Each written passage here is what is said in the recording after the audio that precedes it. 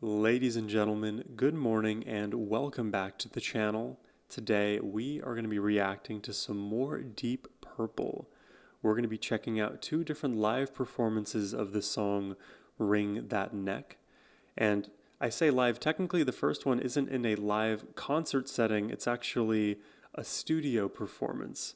So this is rather rare footage. Not many people have seen it. This video released 7 years ago. It's only amassed 3,000 views on YouTube, so hopefully this reaction will help give that video some attention. And then we'll be listening to this 1970 concert performance version of Wring That Neck, which I believe runs quite a bit longer than the studio performance. I'm very curious to hear what they sound like just in the studio, in their element. I kind of think it's a version of what they hear every single day, and we're just lucky to kind of have our ears to the ground. Before we jump into this one, a massive thank you goes to Graham for making this reaction request and for bringing more Deep Purple to the channel. Now, my friends, let's jump in.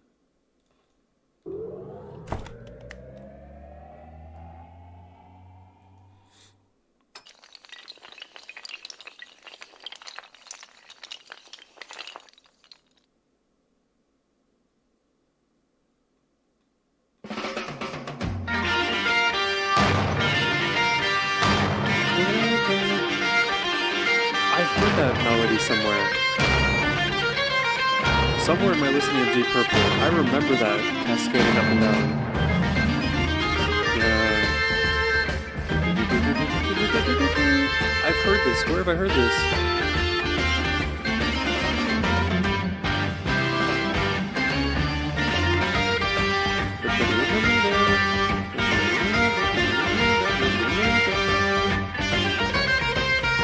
It's such a complicated melody to just be the whole phrase. And they just repeat this pattern.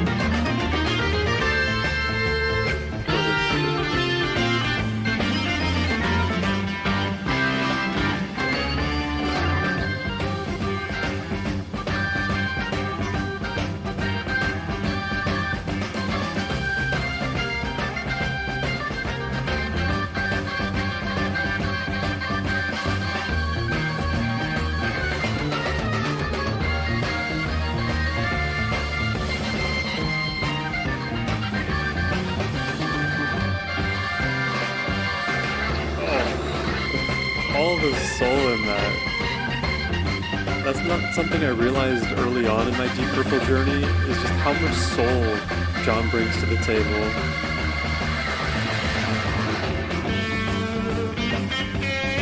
Oh, let's go, Richie.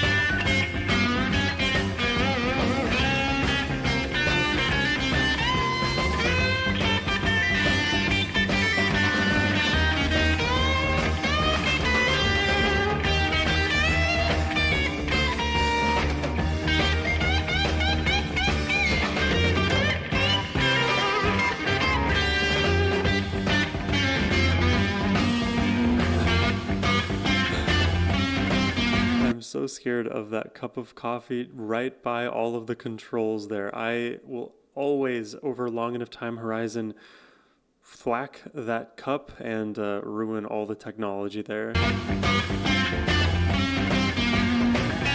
why my water bottle is closed and off to the side. My cups of coffee are like 10 meters away. I'm exaggerating a bit.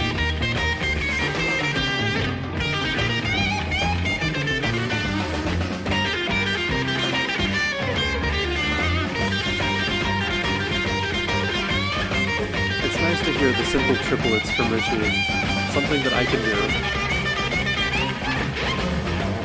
Oh, I spoke really soon.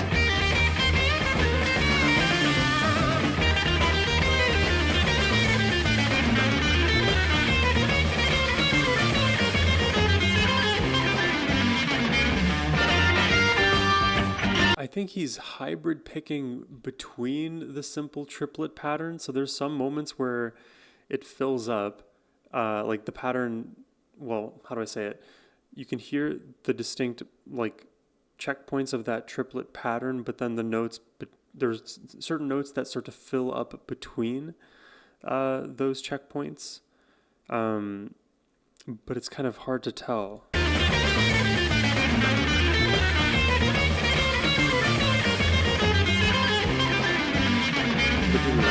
Yeah, he was doing it in the lows there.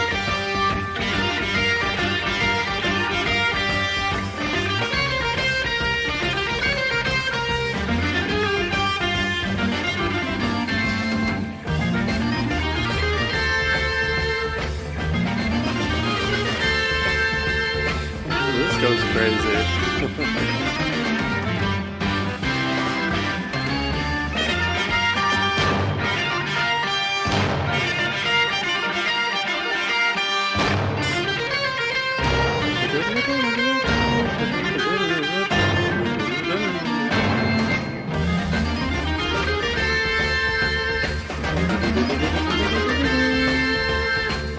It's funny because that specific line, I feel like I may have played at some point during my guitar practices over the years. Uh, just moving up in this very, like, is neoclassical fair to say for that melody? Maybe it's more Baroque than it is neoclassical. Um, yeah, but it also, like, again, with John in mind, there's a bit of soul in that. Oh, it's so weird. It's so weird. It's so cool.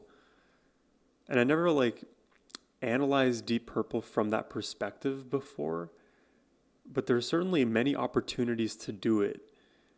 I think the best way to do it is to start from John and his melody, because his contribution oftentimes can fall in many of those, in many of the styles, almost like a plug and play, because that's how, like, how can I say this? That is how standalone Amazing John's playing is. All of his creative ideas, they're so flexible that they can also fit into the different settings, a more hard rock approach or more soul approach or more blues rock. I feel like he might have the ability to like craft one melodic line that would work for all three styles. That's kind of what I'm trying to get at here. Let's jump back in.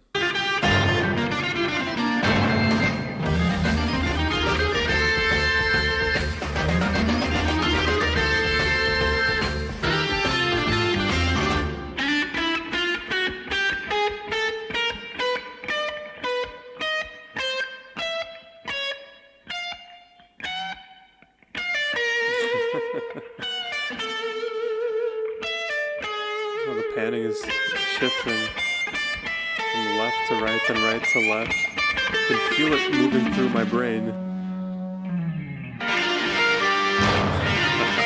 So right back.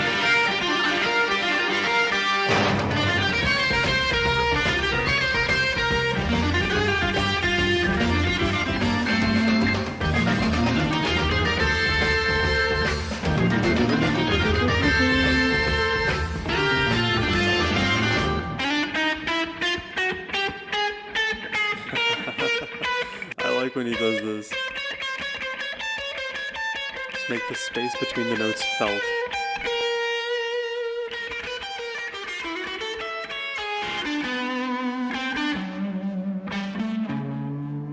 Oh, what style would you say that was?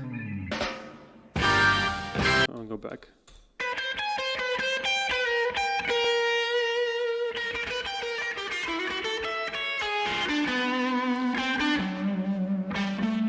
You can tell it's very early days for the amplifier.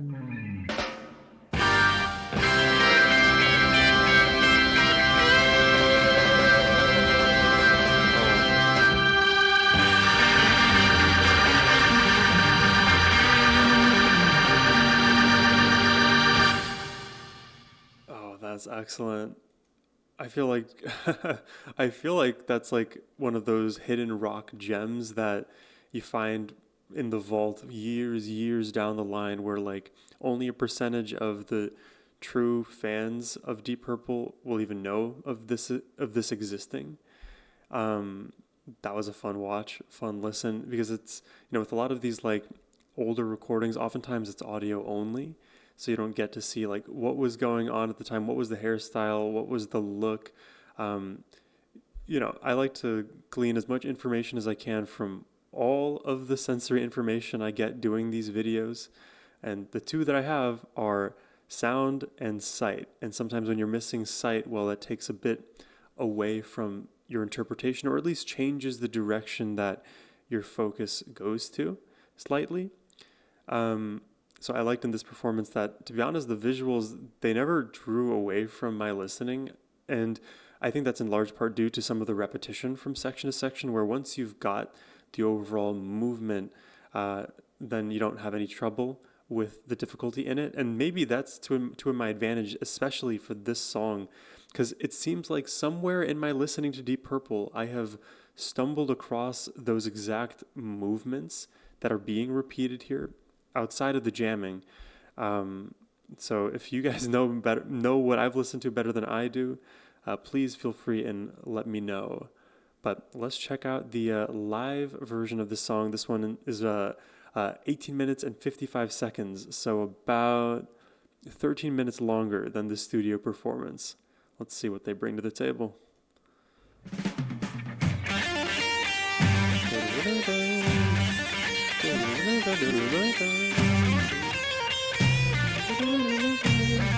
can already hear the audio quality improvement.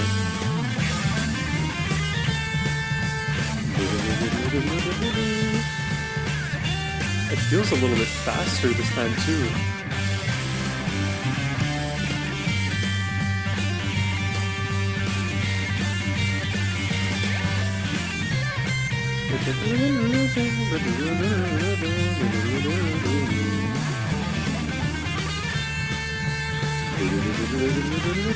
I really love that bubbling.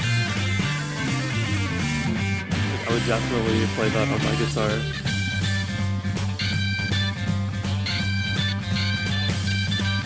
This version right now feels a bit more blues rocky.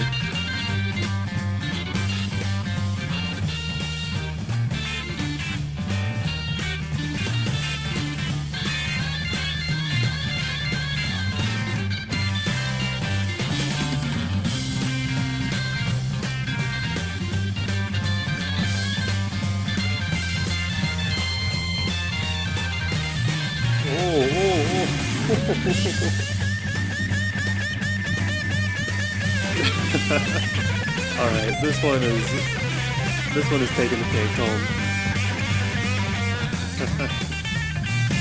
We are blitzing the notes out early.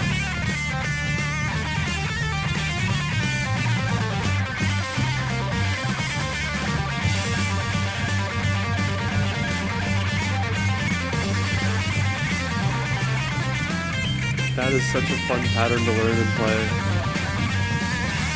Like when I'm hitting my flow state with guitar playing, I'm playing like 200 BPM. That's the fun pattern to do it too.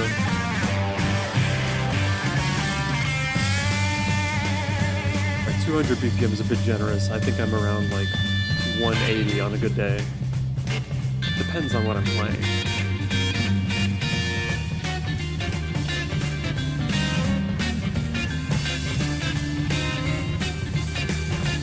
Preferred BPMs often are like 72, 120. 108 is a good one as well.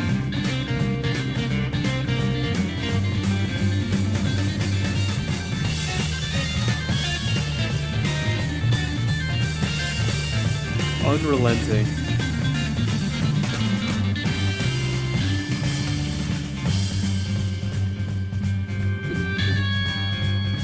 It's so fun.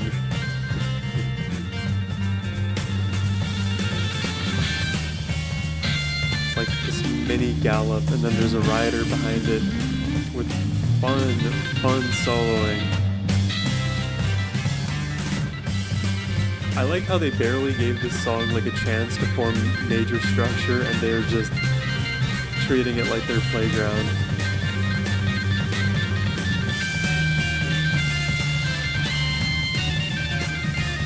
God.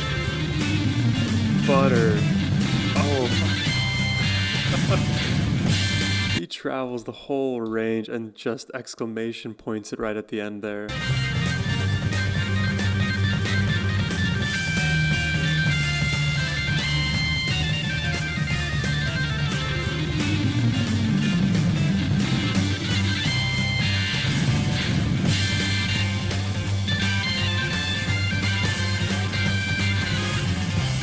John is such a one-of-a-kind player, man.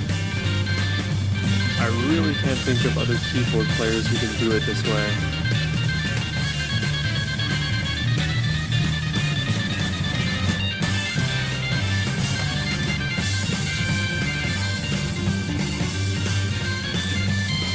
True virtuoso.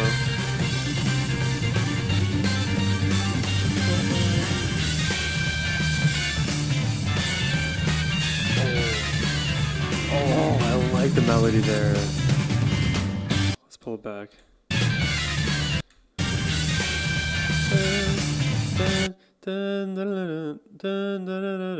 Something like that up there. And then the descending, it's almost like the fanfare you'd hear at a circus. Hard rocky kind of circus, but...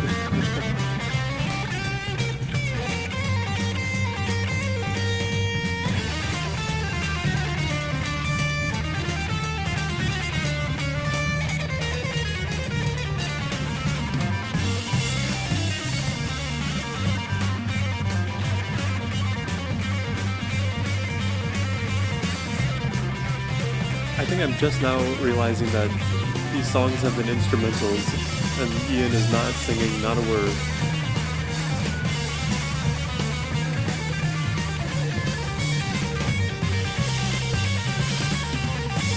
Just back and forth on that pattern. Dude, the triplet pattern is back again, but it's at a faster pace, absolutely.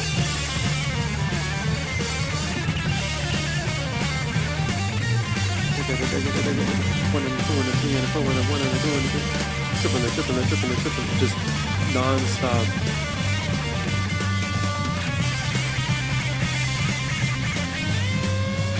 Above the bend there.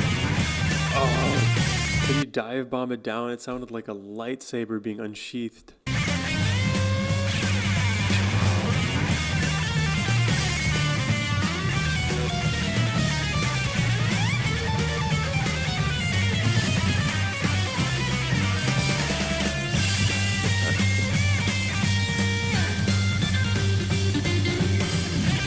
Oh, they're taking bars each. Love it. True jazz band style here.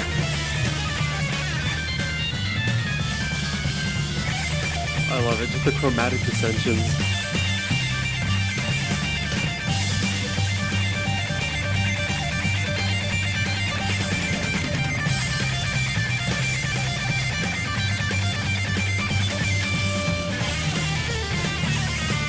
Definitely tickles like the intermediate guitarist part of my brain, just non-stop span triplets. Just travel up and down.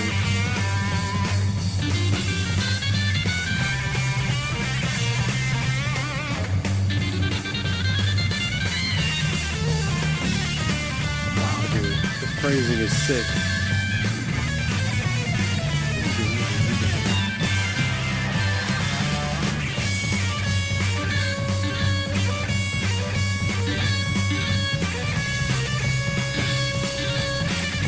Bit of a siren, bit of a warning call. Oh. What do they call this interval? There's a name for that interval. It's like the tritone, I believe.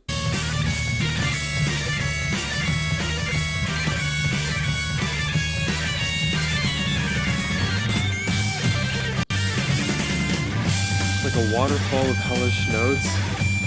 And the groove keeps on grooving. You hear this gallop that's just been... It's been the undercurrent to all of this insanity above.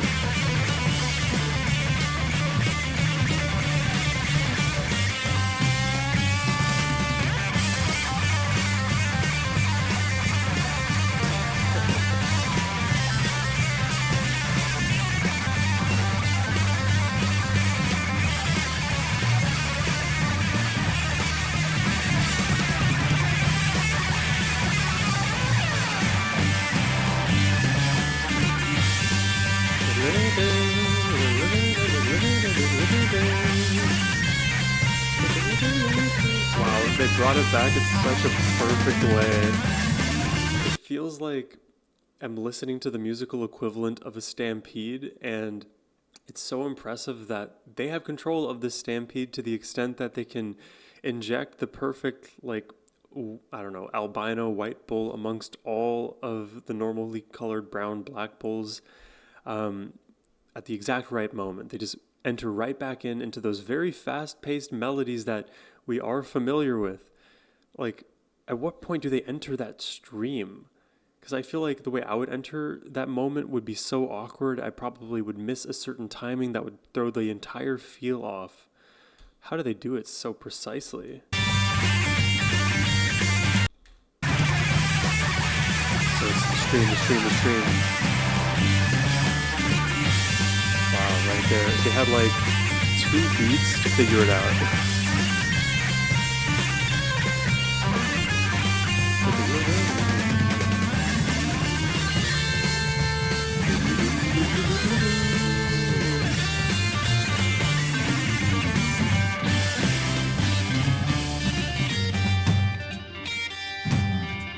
Stripping it down now? I mean, this is a journey so far. I wonder what other directions they go.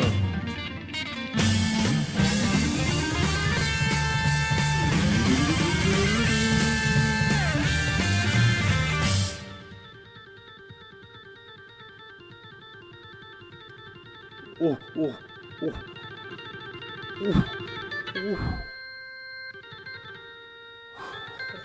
oh.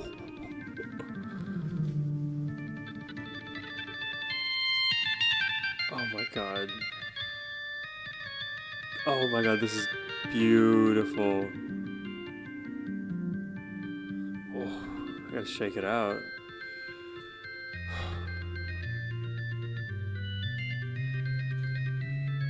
Oh, oh. Prague heaven.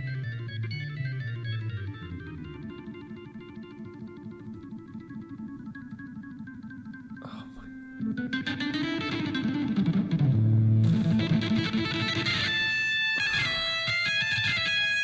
Oh, it's exotic.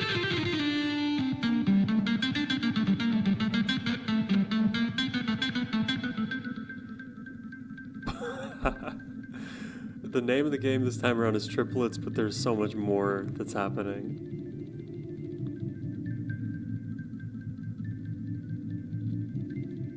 We are...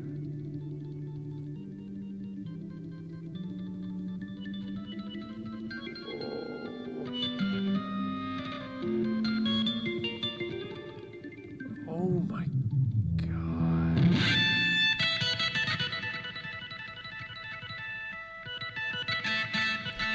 Okay, so this is more of like a technique slash like performance thing, but I'm wondering how he's able to like have perfect dynamic control in the lows. Because like keyboards, they have the volume knob, you'd like turn it up and down. It's just like a sort of flat main effect on how the note is perceived. So you can use the same amount of attack when you're playing, however hard you normally hit the keys, you can retain that same, uh, let's say, playing style, but just lower the volume and still play as virtuosically as you can when you're just fully flowing. The reason I bring any of this up is because, like, for guitar, for example, if you fret the strings too hard, you can sometimes like really hurt yourself. And this is more of a beginner intermediate ish thing, but to the further ends of like being an expert, you want to, as a player, apply the minimal pressure with everything that you do to get the maximal yield. That's the idea. So when you're playing keys, the example would be whatever dexterity and lightness you normally use to play, you would like to continue to use that same lightness at all volume ranges. So it seems like John is playing with the same physical intensity, but has just lowered the volume. And I know that was like a long-winded explanation to just arrive at the conclusion that, well, he turned his volume down, but you can imagine he could have also arrived at a different version of that same like part of the solo being played by simply playing lighter with his fingers. But oftentimes when you go that fast, it becomes increasingly hard to manage how light you're tapping the keys or fretting the strings, all that good stuff. But yeah, John is just impressive for 50 other reasons that I just don't understand. So the lows here, I think he's hitting it with the same intensity. Just turning up the volume.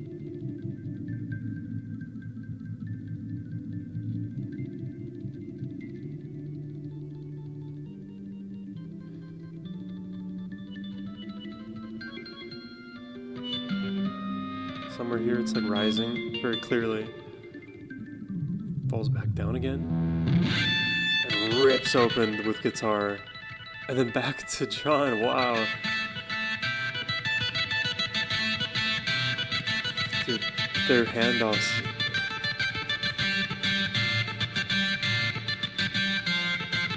Yeah, that's why we love Deep Purple, man. What a crew. What an irreplicable crew. This is definitely my favorite lineup of Deep Purple.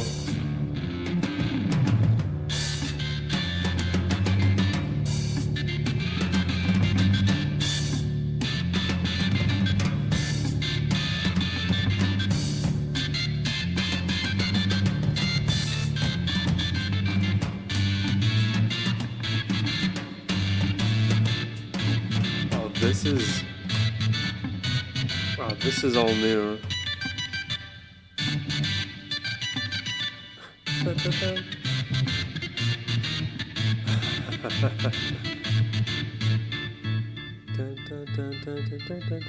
Yeah. Why did I have that feeling they were going to do that? It makes so much sense.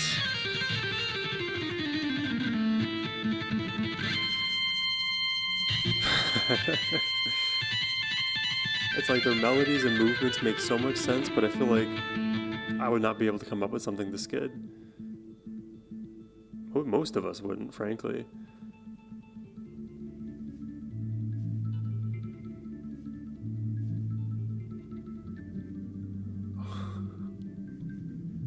How is it more delicate than before?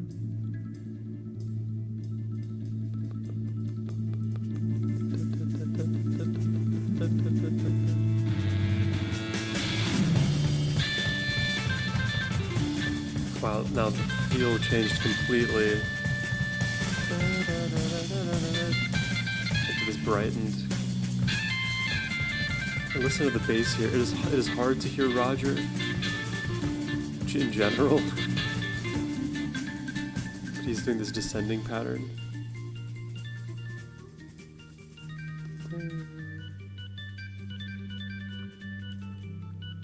I feel like Roger is this like distant warming sun. It's like you haven't seen the sun all day, but it's like 85 degrees. It's real nice out.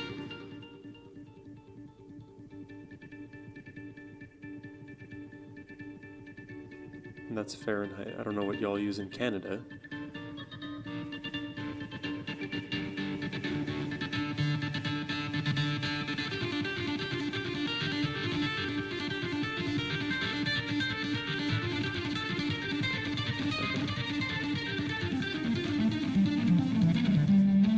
So interesting, all of the unique ways they can make the triplets sound different.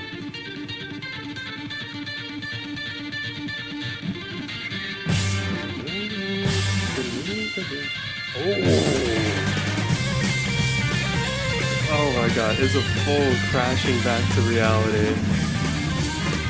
Felt like we escaped to some kind of dreamland for that whole sequence, and we're back. Oh my. Whoa.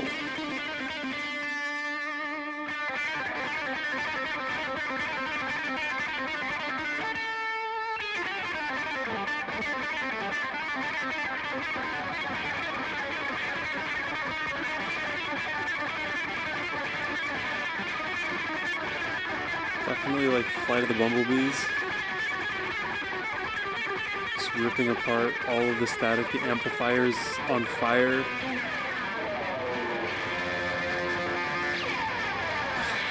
All of the Blood Rich's body has to be in his fingers. There's no other way.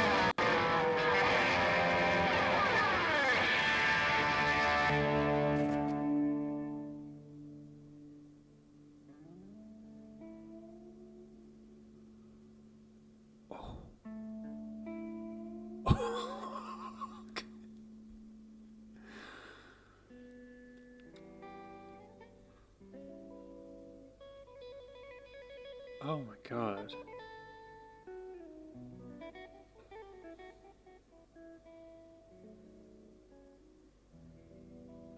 Oh my god.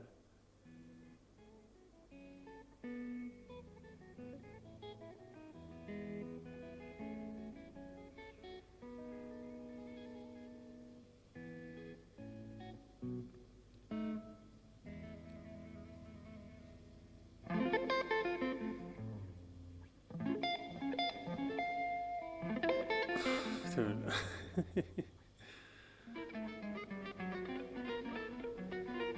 I love that it's such a challenge to listen to Deep Purple. Like, they really, like, run you through your paces as a music listener.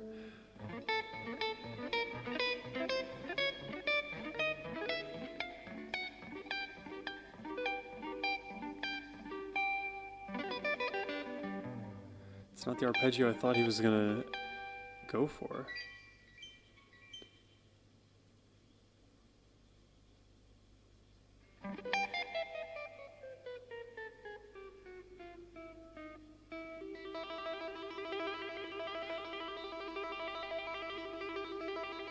You can just hear how tenderly he's playing.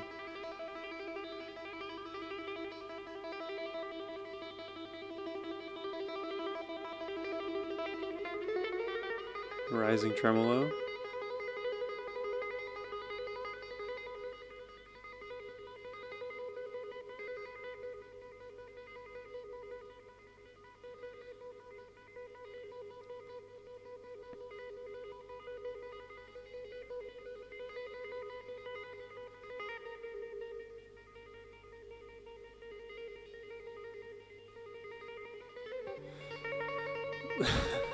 Dude, the anxiety is like slowly building. Anticipation at the very least.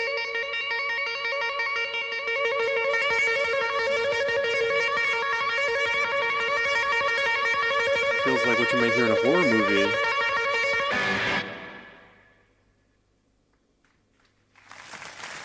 Wow, that's how they're gonna end it? Are they gonna end it? Dun, dun, dun, dun.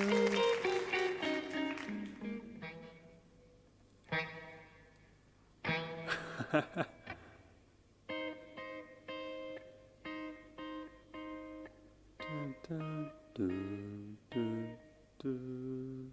Oh, fine. Don't give us the satisfying conclusion of Jingle Bells. Do this instead.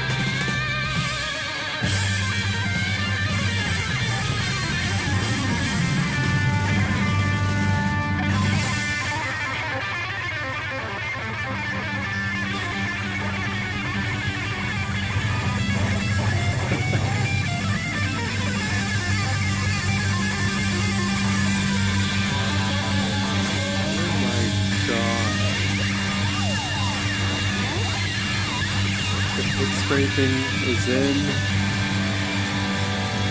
His guitar is engulfed in flames. That was unbelievable.